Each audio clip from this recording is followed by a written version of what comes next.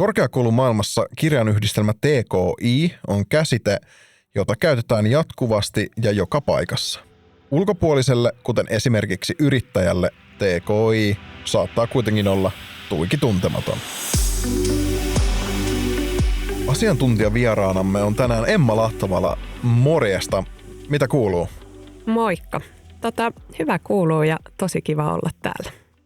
Tänään meillä on aiheena tosiaan TKI. Niin kerro mulle, mikä ihme on TKI ja mitä se niinku tarkoittaa? TKI on kirjainlyhenne sanoista tutkimus, kehitys ja innovaatio.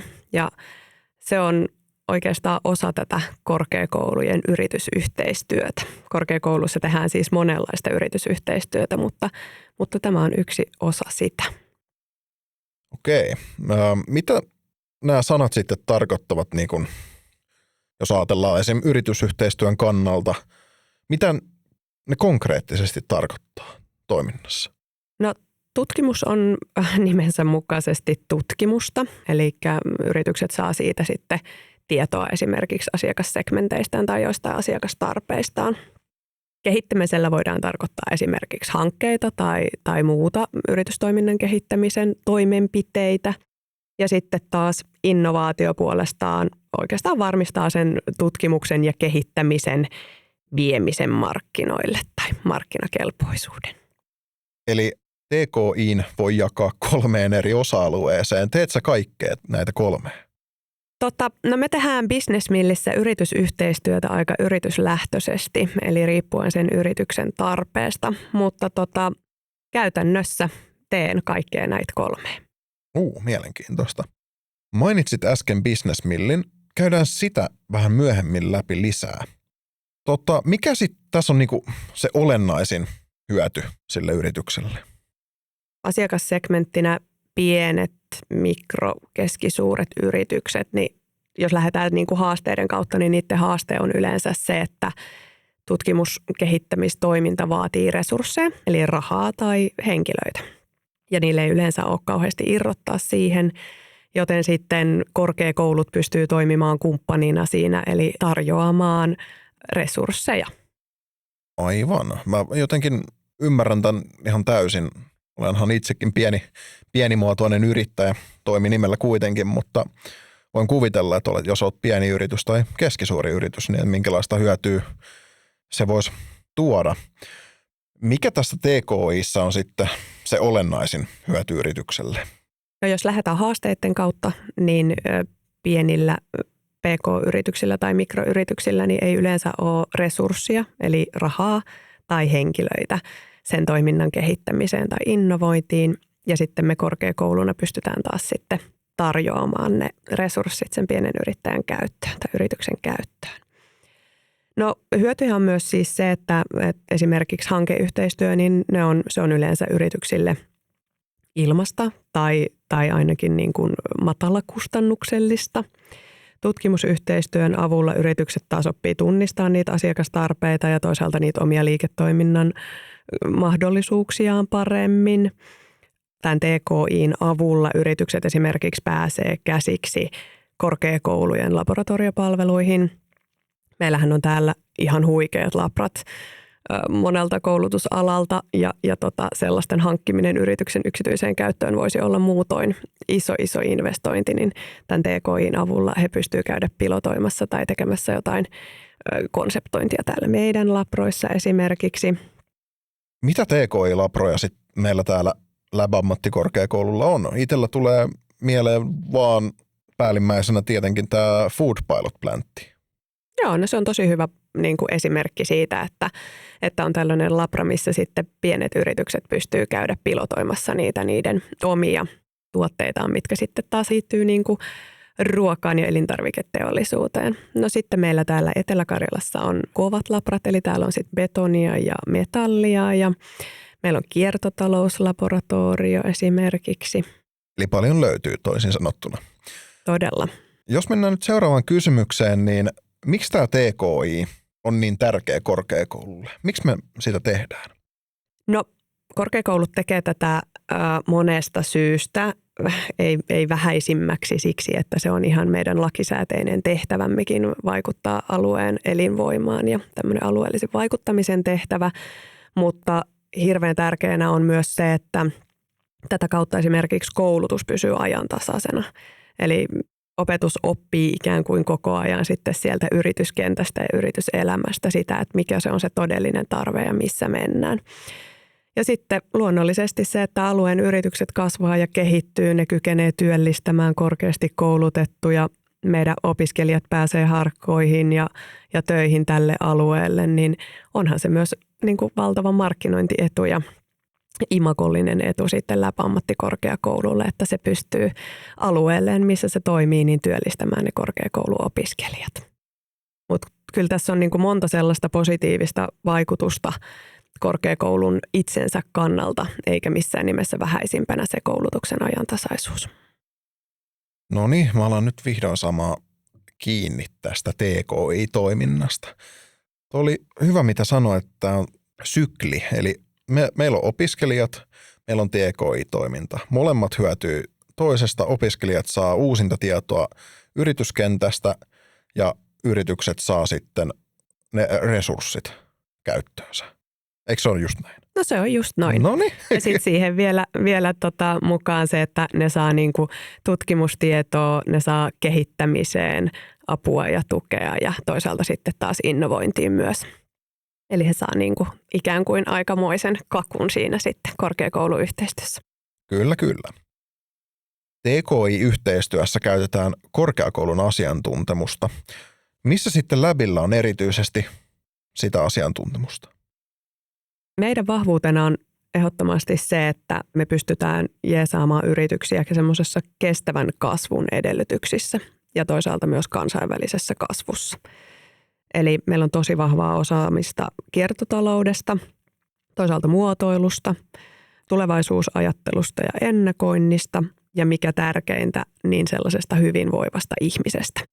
Eli meillä on se kokonaisuus hallussa, että mitä ne kasvun edellytykset sitten olisi tai on. Eli aika kokonaisvaltainen paketti oikeastaan. Joo, todellakin. No mutta jos kuvitellaan tilanne, että minulla on pienyritys ja haluaisin jonkinlaista sparrausta siihen, että saisin palveluni paremmin menestymään. Millaista apua voisin saada ja sitten mitä mun pitäisi tehdä niin kuin ensimmäisenä, että mä pääsen tähän mukaan? No kaikki lähtee oikeastaan siitä, että meidän asiantuntijat kuuntelee ja ennen kaikkea kuulee jokaisen asiakkaan yksilöllisen tarpeen. Me esimerkiksi Business Millillä kohdataan asiakas aina niin, että me kuunnellaan se tarve ja sen jälkeen me kartoitetaan täältä omasta organisaatiosta niitä mahdollisuuksia, että olisiko täällä vaikka menossa joku hanke tai joku projekti muu, mikä hyödyntäisi sitä asiakkaan kehittämis- tai tutkimustarvetta. Ja toisaalta, jos ei sitten sellaista ole, niin sitten me lähdetään jeesaamaan sitä yrittäjää konseptoimaan siitä hänelle itselleen oma kehittämishanke. Näihin kehittämishankkeisiinhan on mahdollista sitten hakea rahoitusta alueelta, esimerkiksi elyistä tai liidereistä. Ja sitten kansainvälisiin kehittämishankkeisiin on tietysti Business Finlandin rahoitukset. Ennen kuin mennään asiassa eteenpäin, mainitsit sanan Business Mill. Mikä se on? Joo, hyvä kun kysyit. Business Mill on nimensä mukaisesti tällainen yrityshautomo, sijaitaan täällä Skinnarilan kampuksella Lappeenrannassa. Meillä on 2 asiakassegmenttiä, joista toinen nämä PK tai oikeastaan mikro- ja pienet yritykset. Eli me autetaan niitä kasvamaan ja kansainvälistymään ja kehittämään niiden toimintaa.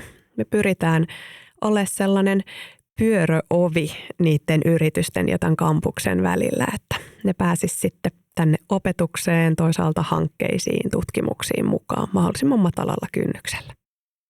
Tosi mielenkiintoista. Meillä on ollut LabTalkissa aikaisemmin vieraana Starthubin Mark Poutanen ja Mikko Kittelä ja jotenkin teissä saa niinku samanlaisen kuvan. Teette sitä samaa asiaa, mutta eri kampuksilla. No me tehdään 50-pinnaisesti, sanotaanko näin.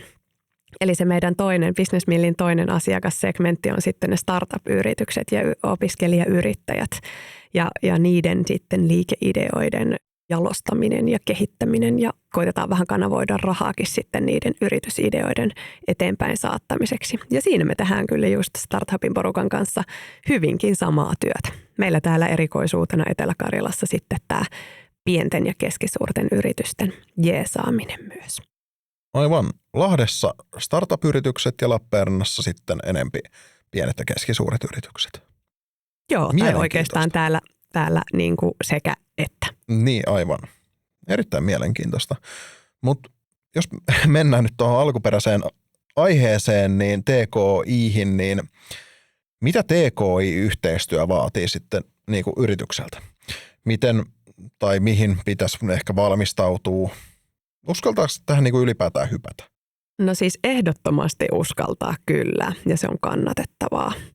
Mun mielestä se vaatii ainoastaan oikeastaan sellaisen aidon halun katsoa tulevaisuuteen ja nähdä niitä uusia mahdollisuuksia.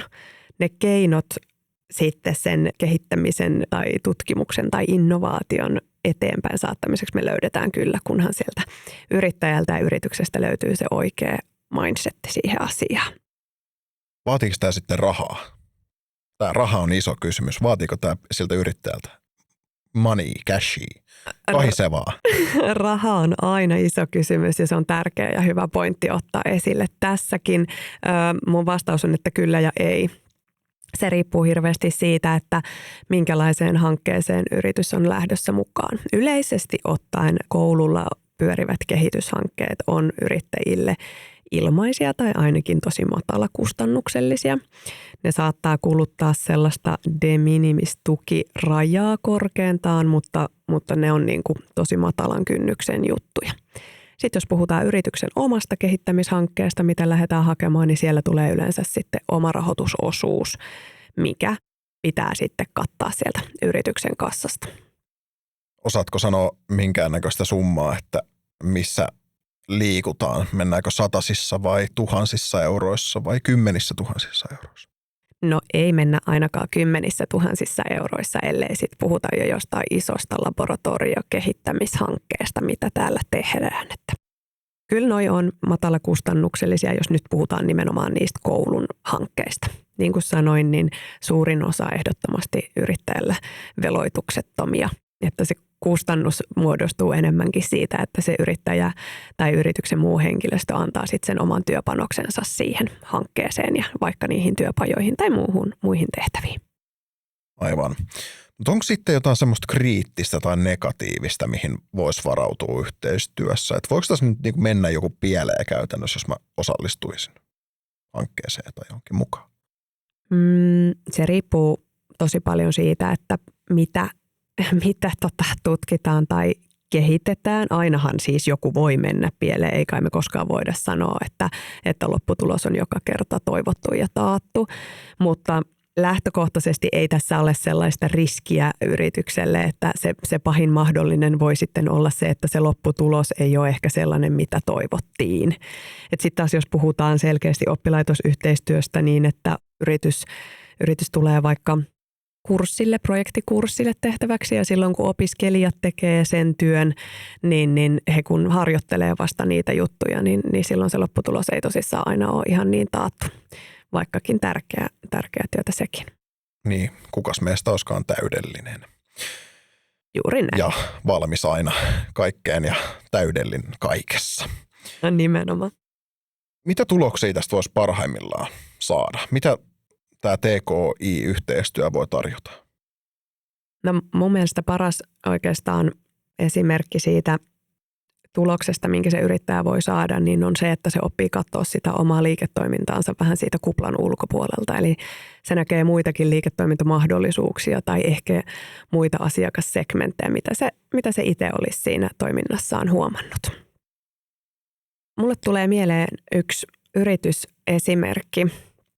Siinä yrittäjä teki käsityönä omaa tuotettaan ja sen jälkeen, kun sitten kehittämisprojektin kautta sitä prosessia hieman kehitelty täällä korkeakouluilla, niin lopputulos on se, että se valmistetaan tänä päivänä robotiikan avulla käytännössä varmaan 1/10 ajasta siitä, mitä se käsityö aikaisemmin vei. Ja kaiken tämän avulla niin se yritys on pystynyt lähtemään kansainväliseen kauppaan ja myynyt tällä hetkellä tätä tuotettaan tosi moneen maahan. Eli se aikasäästö ja resurssisäästö, mikä siitä käsityönä tehdystä tuotteesta versus sitten nykyteknologialla tehdystä, niin on niin suuri, että he on pystynyt kasvattaa liiketoimintaansa kansainvälisesti. Eli se kuva siitä omasta yrittämisestä laajentuu ja huomaat, että tässä on muuten vaikka tässä yritysideassa voi olla hyvä idea jollekin sivutulolle tai sivuyritykselle tai sun tuote muuttuu ehkä kokonaan parempaa suuntaa tai jotain tämmöisiä. No nimenomaan.